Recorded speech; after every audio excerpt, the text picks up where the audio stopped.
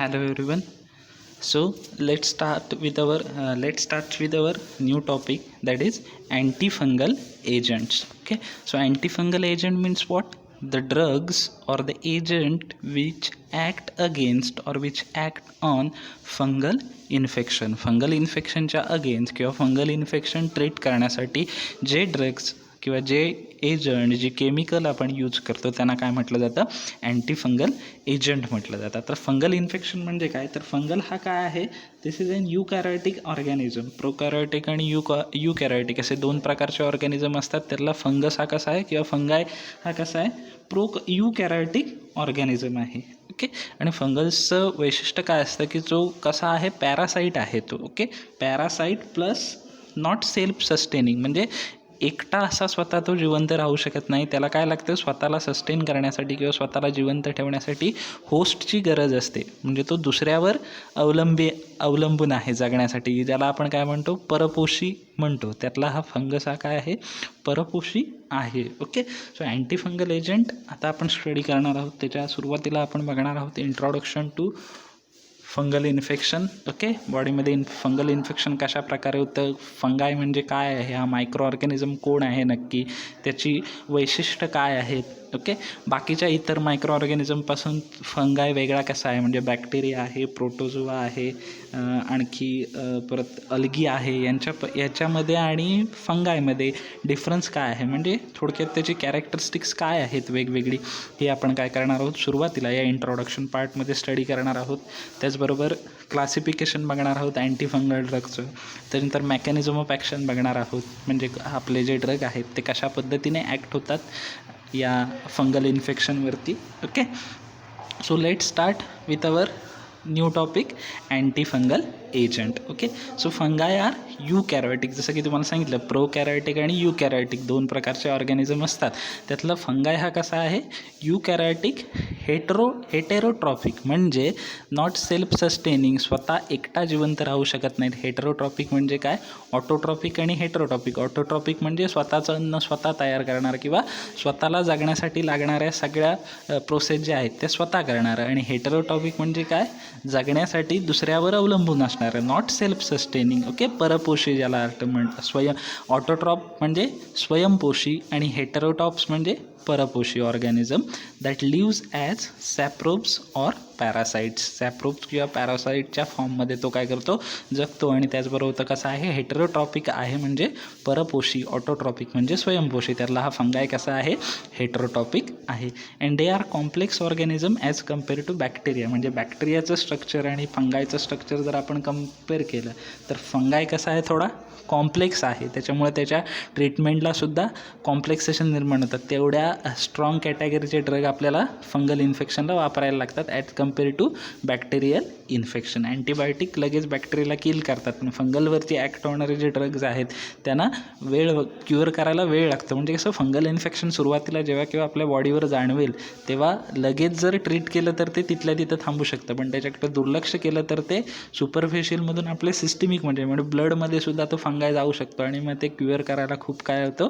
वेळ लागतो. ओके. कारण त्याचं स्ट्रक्चर जे आहे ते as compare to other micro organism कसं आहे? कॉम्प्लेक्स आहे.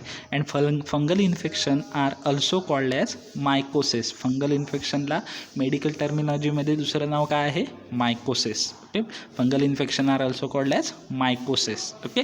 सो फंगाय कळालं. फंगाय काय आहे? युकॅरियोटिक हेटेरोट्रॉपिक म्हणजे नॉट सेल्फ सस्टेनिंग, ज्याला आपण परपोषी म्हणतो, organism that live as a saprobes or parasites. Okay. And they are complex organism as comparison to bacteria. बॅक्टेरियापेक्षा तो थोडा कॉम्प्लेक्स आहे. And fungal infection are also called as mycosis. Fungal इन्फेक्शनला दुसरं नाव काय आहे? Mycosis. Okay. The next comparison between fungal or difference between fungi and other microorganism. फंगाय आणि अदर मायक्रो ऑर्गॅनिझममध्ये डिफरन्स काय आहे ते आपण बघणार आहोत. So this fungi are heterocyclic micro organism. Okay. That are distinguish from algae. आता अल्गी म्हणजे काय आहे? अल्गीचं एक्झाम्पल कोणतं आहे? अल्गीचं example, algae is similar like to, अल्गीचं बेस्ट एक्झाम्पल म्हणजे आपली जी पाण्यामध्ये शेवाळ असते, हा अल्गीचं एक्झाम्पल आहे. ओके. सो अल्गीपासून अल्गी आणि फंगायमधला डिफरन्स काय आहे? So it is distinguish from algae by photosynthetic ability. म्हणजे अल्गी काय करतं? स्वतःचं फूड जे आहे ते कशापासून बनवतं, फोटोसिंथेटिकपासून बनवतं. पण फंगायमध्ये फोटोसिंथेटिक कॅपॅसिटी नसते, म्हणजे with the help of light ते आपलं स्वतःचं फूड जनरेट करू शकत नाहीत. Okay, so फंगाय distinguished from algae by the photosynthetic ability. Then they differ from protozoa by lack of motility. आता प्रोटोझोआचा ऑर्गॅनिझम कोणता होता, आपले अमिबोसाइट, एंटामोइबा हिस्टोलायटिका वगैरे जे होते ते कोण होते, प्रोटोझोआ होते. सो प्रोटोझोआ आणि फंगायमधला फरक काय, लॅक ऑफ मोटिलिटी, म्हणजे प्रोटोझोआला काय असते, मोटिलिटी असते, ते एका जागेवरून दुसऱ्या जागी स्वतः हलू शकतात. Okay, then position of chitinous cell wall. ह्यांच्यामध्ये काय असतं, ह्यांच्यामध्ये अर्गोस्टेरॉल असतं. फंगायमध्ये सेल वॉल कशापासून बनलेली असते, अर्गोस्टेरॉलपासून, आणि प्रोटोझोआमध्ये कशापासून बनलेली असते, चिटॅनियसपासून. सो प्रोटोझोआ आणि फंगायमधला डिफरन्स काय, they differ by lack of motility and possession of chitinous cell wall. Then बॅक्टेरियामधला आणि फंगायमधला फरक काय, they differ from bacteria by greater size. फंगायची साईज कशी असते, मोठी असते बॅक्टेरियापेक्षा, आणि position of intracellular structure. Okay, फंगायमध्ये इंट्रासेल्युलर स्ट्रक्चर प्रेझेंट असतात, such as nuclear membrane and mitochondria. बॅक्टेरियामध्ये मायटोकॉन्ड्रिया, न्यूक्लिअर मेम्ब्रेन अब्सेंट असतं. Okay, so they differ from bacteria by greater size and position of intracellular structure such as nuclear membrane and mitochondria. Okay, so this is the distinguish between fungi and other micro organism. Okay, fungi आणि other micro ऑर्गॅनिझममधला हा काय आहे, फरक आहे. Okay, so fungi are heterocyclic म्हणजे काय, तर so fungi are heterocyclic. Fungi आणि अल्गीमधला फरक काय, so fungi are distinguish from algae by photosynthetic ability and protozoa they differ from protozoa by lack of motility and position of chitinous cell wall. Then they differ from bacteria by greater size and position of intracellular structure such as nuclear membrane and mitochondria. So this is regarding the distinguish or difference between fungi and other micro organism. Okay, then fungal infection are of two type. Fungal infection कशी असतात, दोन प्रकारची असतात. कोणती, सुपरफेशियल आणि सिस्टिमिक fungal infection. सुपरफेशियल म्हणजे काय, फक्त स्किनच्या वरच्या बाजूला जे फंगल इन्फेक्शन होतं त्याला काय म्हटलं जातं, superficial fungal infection. So fungal infection दोन प्रकारचे असतात, सुपरफेशियल अँड सिस्टमॅटिक. सुपरफेशियल म्हणजे फक्त वरच्या भागाला होणार.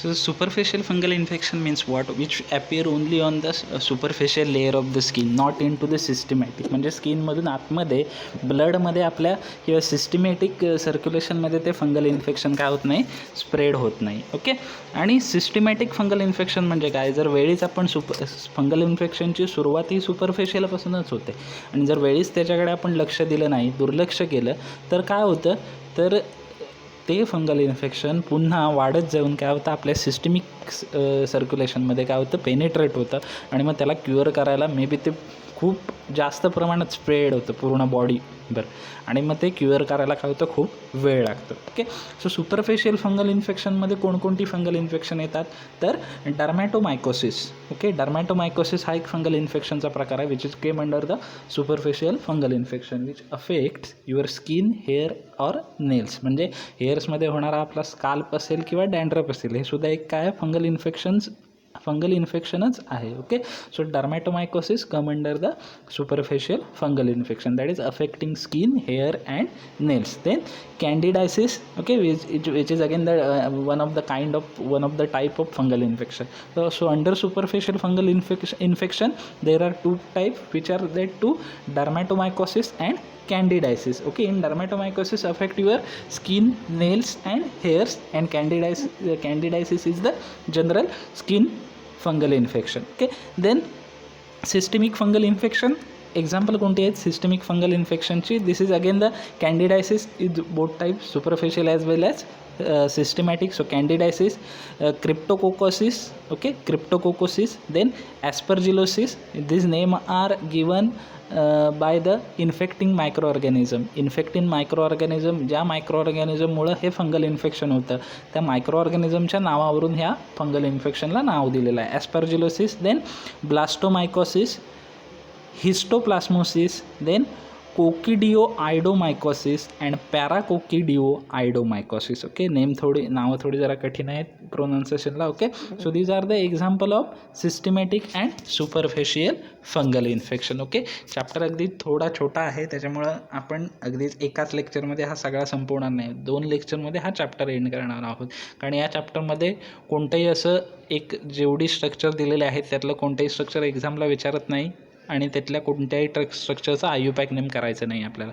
फक्त बाकीच्या ज्या आहेत physical property, chemical property, uses आणि बाकी कॅटेगरी त्या आपल्याला करायच्या आहेत. आणि फक्त एक 5 ते 6 ड्रगच आहेत, त्याच्यामुळं म्हटलं तर एका लेक्चरमध्ये सुद्धा फिनिश करू शकतो, पण आपल्याला काही घाई नाही आहे. उगाच फक्त सिलेबस संपवायचा म्हणून आपण सिलेबस संपवणार नाही आहोत. व्यवस्थित अंडरस्टँड करून मगच सगळ्या प्रत्येक गोष्टीला आपण पुढे जाणार आहोत. ओके, सो तुम्हाला फंगल इन्फेक्शनचे 2 टाईप कळाले, सुपरफेशियल आणि systematic. Okay, then next question काय अराईज होऊ शकतो, define antifungal agent or define antifungal drugs. So definition काय आहे अँटीफंगल एजंटची? अँटीफंगल एजंट आर ड्रग्स, हे असे ड्रग्ज आहेत विच आर एम्प्लॉय इन, कशासाठी वापरले जातात? Treatment of fungal infection, fungal इन्फेक्शनच्या ट्रीटमेंटमध्ये वापरले जातात. ऑन हेअर, केसांवरती येतात ते फंगल इन्फेक्शन, मग स्काल्प असेल, डॅन्ड्रफ असेल, म्युकस मेम्ब्रेनवरती येणारं आपलं fungal infection, then nails and skin. Okay, so definition of antifungal agent. Antifungal agent are drugs, antifungal agent हे काय आहेत? Drugs employ in treatment of fungal infection on hair, mucus membrane, nails and skin. कळली definition? मी repeat करतो आहे definition. Antifungal agent are drugs employ in treatment of fungus infection on hair, mucus membrane, nails and skin. Okay, so question विचारला define antifungal agent or drugs, तर तुम्हाला ही definition अगदी व्यवस्थित नीट लिहायची आहे. Okay, then classification of antifungal drugs. So this antifungal drugs are classified into actually 2 types, synthetic compound and natural product, and this synthetic compound again classified into 6 subtypes.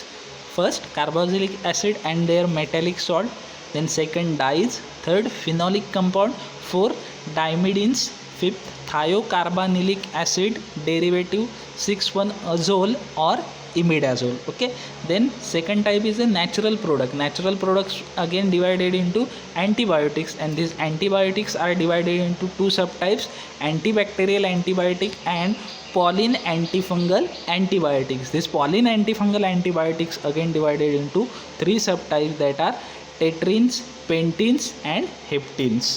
Okay, so let's see the classification in detail. So classification of antifungal agent, these are classified into synthetic compound and natural compound. So synthetic compound again classified into 6 subtype. First is carboxylic acid and their metallic salt, example undecylenic acid and zinc undecanonate. Okay, undecylenic acid and zinc undecanonate. Okay, undecanonate. Then dyes are gentian violet and malchite green. Okay, dyes gentian violet and malchite green. Then phenolic compounds, salicylic acid. Phenolic compound कोणते आहेत? salicylic acid. Then dimidines, example are stilbamidine. Okay, dimidines example stilbamidine. Then thiocarbonylic acid derivative, example are tolnafate. Example are tolnaftate, TOLNAFTATE, tolnaftate. Thiocarbonylic acid derivative, example tolnaftate. And azole or imidazole, in that miconazole, clotrimazole, ketoconazole. Okay, अशी खूप सारे example आहेत की ज्याच्यामध्ये येतात. सिलेबसला आपल्या फक्त मायकोनाझोल आणि क्लोट्रिमॅझोल आहे. So this is the classification of synthetic compound. Then next classification is classification of natural product. So this natural product are divided into again antibiotics. Then this antibiotic is divided into 2 types, antibacterial antibiotics, in that griseofulvin. Then pollen antifungal antibiotics, these are divided into 3 types, that are tetrines. Tetrines example are nystatin, then amphotericin A. Then pentines example pentamycin, heptines example amphotericin B and hamycin.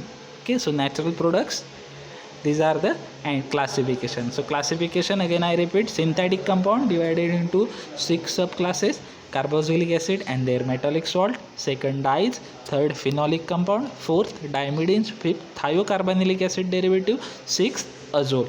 Then second type, natural product divided into antibiotics. Antibiotics be classified as antibacterial antibiotic, then polyne antifungal antibiotics, which are divided into three subtypes: tetrines, pentines and heptines. Okay, so these are the classification of antifungal drugs. Okay, then let's see the mechanism of action. Mechanism of action easily समजावी म्हणून मी हे diagrammatic representation बनवलेलं आहे. Okay, so इथे तुम्हाला दोन circle दिसतात, बरोबर आहे. पहिलं सर्कल आहे जे पिंक कलरचं आहे आणि त्याला रेड कलरची बॉर्डर आहे. ते काय कन्सिडर केलं आहे आपण, फंगसची किंवा या फंगाईची ती काय आहे, सेल वॉल आहे. आणि आतलं सर्कल जे आहे ते कसं आहे, येलो कलर आहे आणि त्याला ग्रीन बॉर्डर आहे. ते काय आहे, सेल मेम्ब्रेन आहे. ओके, आता हे फंगस म्हणजे फंगसला जर जिवंत राहायचं असेल, सर्वाईव्ह व्हायचं असेल किंवा फंगसची ग्रोथ कशी होते, तर तो काय करतो, आपली सेल वॉल बनवतो. सेल वॉल बनली की कोणताही मायक्रो ऑर्गॅनिझम काय झाला तुमच्या बॉडीमध्ये सस्टेन झाला आणि ती सेल वॉल डिस्टर्ब केली, ती सेल वॉल आपण डिस्ट्रॉय करून टाकली, नष्ट करून टाकली की तो मायक्रो ऑर्गॅनिझम काय झाला, किल झाला. तो सेल वॉल किल करणं महत्त्वाचं असतं किंवा हे सेल वॉल सिंथेसिस थांबवलं की त्या फंगसची पुढे ग्रोथ होत नाही. ओके, सो सेल वॉल कशी बनते, so process of formation of cell wall in fungus is that squalene. Squalene नावाचं कंपाऊंड असतं.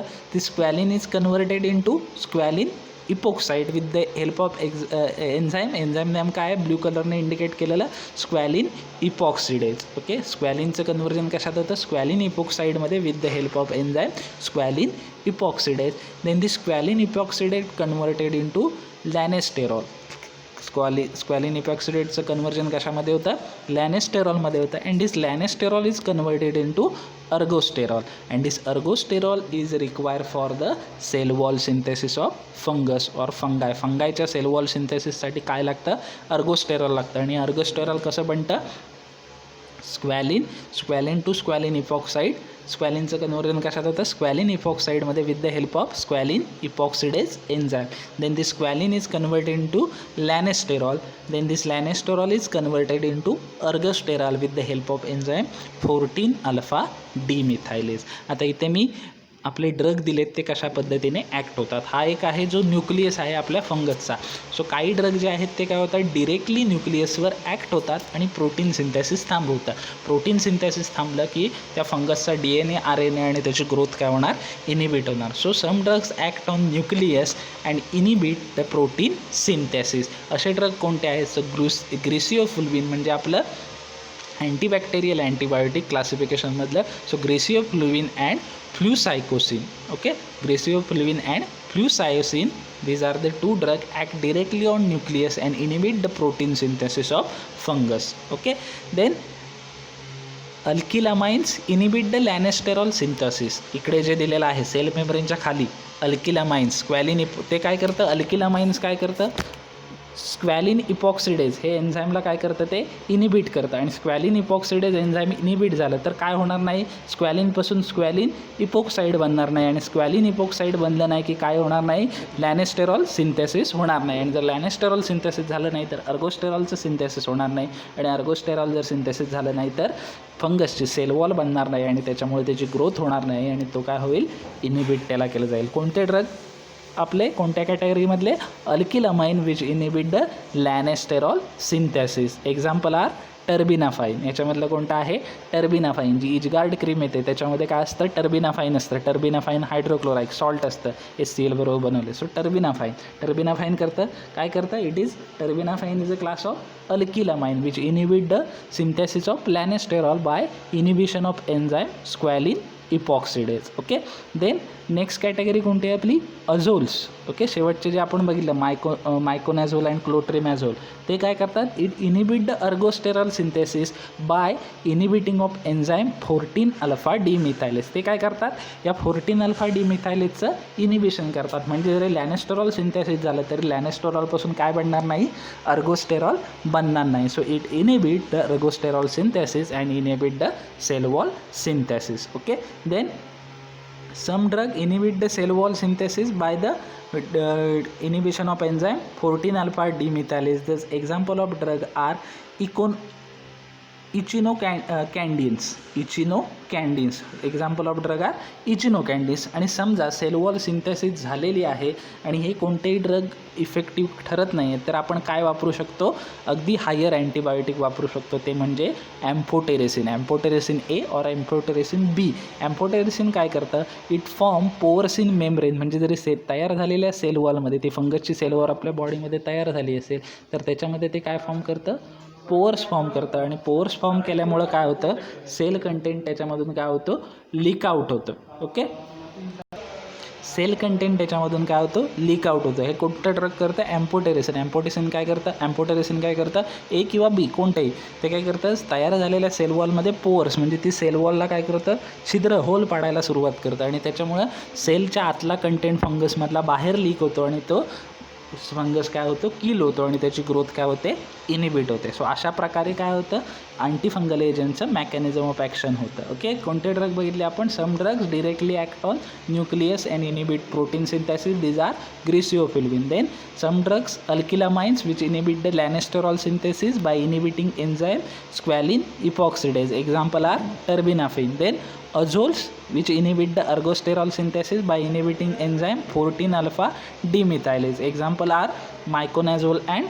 clotrimazole. Then some drug inhibit cell wall synthesis by inhibiting drug 14 alpha demethylase, example are echinocandins. Okay, example are echinocandins. Then amphotericin B act by formation of pores in cell membrane and leak out the cell content and inhibit the growth of fungus. Okay, so this is the mechanism of action of antifungal drugs. Okay, then let's see our first drug, that is undecalinic acid. Okay, undecalinic acid म्हणजे काय, तर it contain 10 CH2 molecule. ह्याच्यामध्ये काय असतात, 10 CH2 molecule असतात. Decane आहे, undecylenic itself indicate as a decane, so it contain 10 CH2 molecule. It is nothing but, so this undecylenic acid structure तुमच्या स्क्रीनवर आहे, स्ट्रक्चर एक्झाम्पलला विचारलं जात नाही. So it consist mainly undec 10 enoic acid. Okay, कोणत्या acid असतं ह्याच्यामध्ये, अनडेकायलेनिक ॲसिड म्हणजे काय आहे, undec 10 enoic acid which is present in our sweat म्हणजे आपला घाम जो आहे त्याच्यामध्ये प्रेझेंट असतो. So undecylenic acid means what, undec 10 enoic acid which is found in sweat, म्हणजे जो आपला घाम आहे बॉडीमधला त्याच्यामध्ये कोणतं ॲसिड प्रेझेंट असतं, undec 10 enoic acid. This is undecylenic acid, it is present in sweat. आणि जर लॅबमध्ये आपल्याला सिंथेसिस करायचं असेल किंवा सिंथेटिकली याला प्रिपेअर करायचं असेल, so it is obtain by cracking of castor oil. Castor oil जे असतं आपलं, कॅस्टर ऑइल तुम्ही सुटिक्समध्ये बघितलं असाल. सो कॅस्टर ऑइल जे असतं त्याचं क्रॅकिंग म्हणजे काय, इमल्शन तुम्ही स्टडी केलं असेल किंवा आता सेकंड इयरला स्टडी कराल तर त्याच्यामध्ये तुम्हाला कळेल, क्रॅकिंग ऑफ इमल्शन और क्रॅकिंग ऑफ सस्पेन्शन. क्रॅकिंग म्हणजे काय, तर घट्ट होऊन म्हणजे सॉलिडिफाय होऊन त्याच्यावरती क्रॅक जाणं. ओके, सॉलिडिफाय होऊन त्याच्यावरती क्रॅक जाणं म्हणजे काय, थोडक्यात एक्झाम्पल कसलं देऊ शकतो तुम्हाला मी, क्रॅकिंग म्हणजे काय याचं, सपोज जर आपण हे बनवतो, पेढा बनवतो आपण. सो पेढा बनवण्यासाठी आपण काय करतो, दूध आणि इतर इन्ग्रेडियंट एकत्र करून त्याचं काय करतो, घट्ट एक सॉलिडिफाय मास तयार करतो. ओके, आणि ते जर सॉलिडिफाय मास झाल्यानंतर, सॉलिडिफाय मास म्हणजे कसं असतं, सॉलिडिफाय मास इन द सेन्स पेढा बनवताना आपण कसं करतो, जशी आपली एखादी मलई बर्फी असते त्या किंवा त्याच्यापेक्षा थोडंसं घट्ट असं मास तयार होतं आणि त्याच्यावर जर क्रॅक गेले तर ते कशा प्रकारे दिसेल. सेम कॅस्टर ऑइलचं काय केलं जातं, सॉलिडिफाय मास केलं जातं आणि त्याला क्रॅकिंग केलं जातं आणि त्याचं क्रॅकिंग झालं की त्याच्यामधून काय आयसोलेट केलं जातं, अनडेक 10 इनोइक ॲसिड किंवा अनडेकायलेनिक ॲसिड काय केलं जातं, आयसोलेट केलं जातं.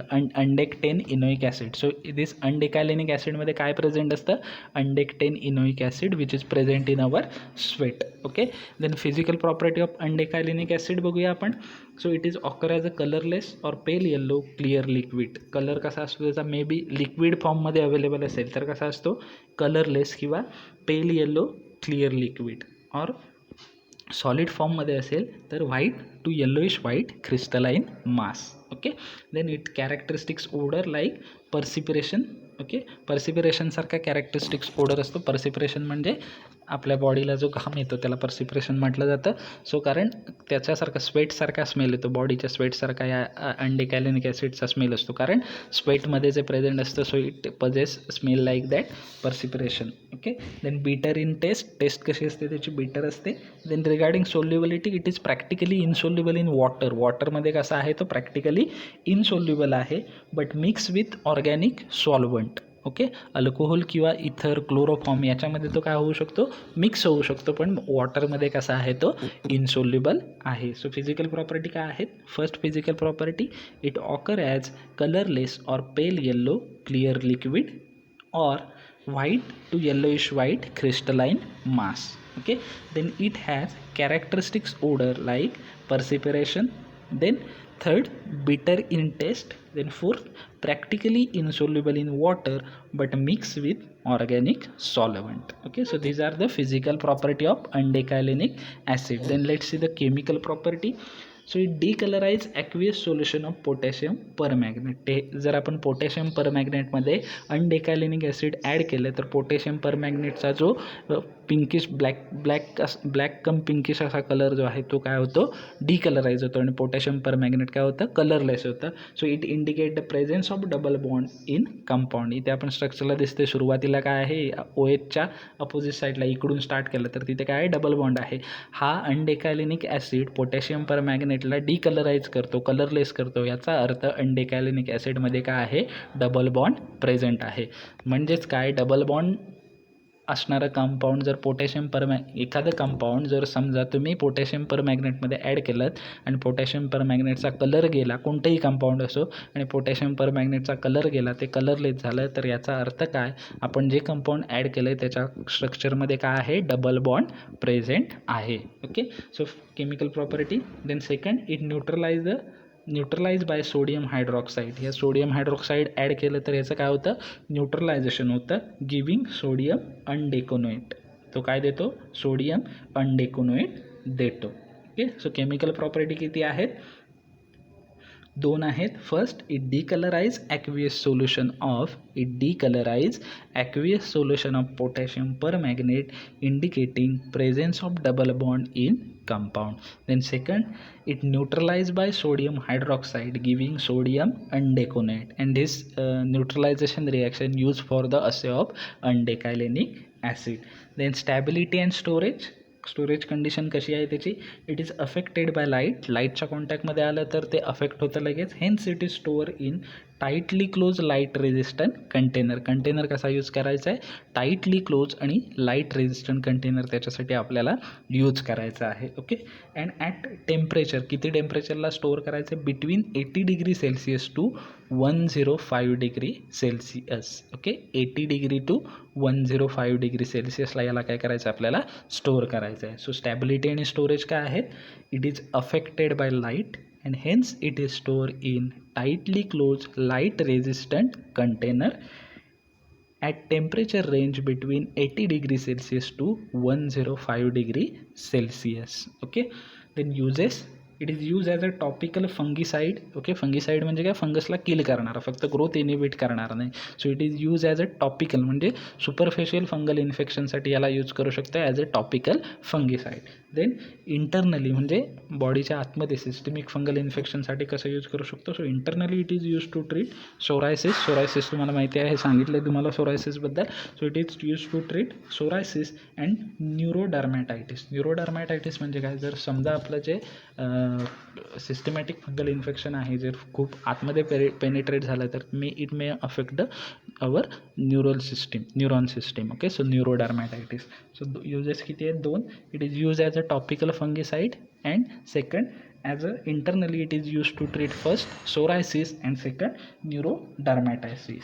Then third use, it is use to treat dermatophytosis and tinea capitis. हे दोन्ही फंगल इन्फेक्शनचे प्रकार आहेत, जसं कॅन्डिडायसिस आहे तसेच.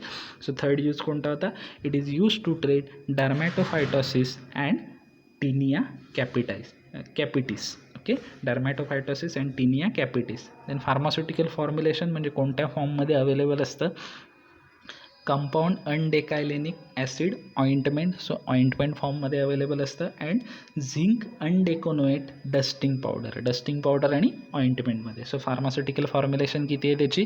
2 आहेत. कोणती कोणती? Compound undecylenic acid ointment and zinc undecanoate dusting powder. Okay, then brand names बघूया कोणती आहेत. Okay, so brand names are thorn powder, okay sorry thorn this throne powder which contain undecylenic acid, then Mycota and Tineafax. 3 brand names आहेत. कोणती?